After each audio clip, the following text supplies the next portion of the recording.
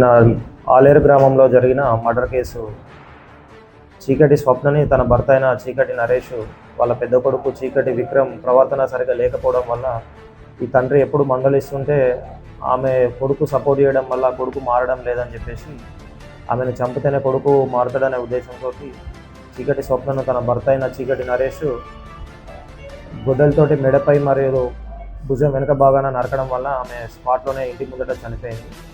దానిపై వాళ్ళ అక్క అయిన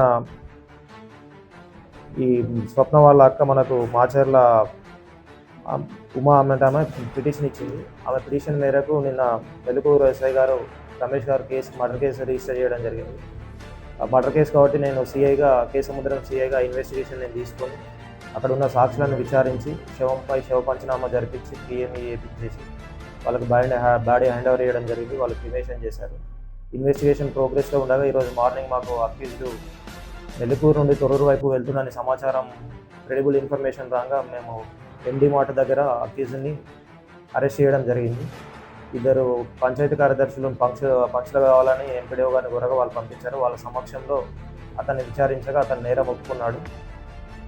అతను నేరం చేసిన సమయంలో ఏదైతే బనియన్ వేసుకున్నాడో దాని మీద బ్లడ్ స్టెయిన్స్ పడ్డ దాన్ని ఏది అనగా ఆయన వేసుకున్నది చూపించారు. ఆ పంచుల సమక్షంలో మనం అది బనియన్ సీజ్ చేసి అతన్ని పోలీస్ స్టేషన్ తీసుకొచ్చి అరెస్ట్ చూపించడం జరిగింది.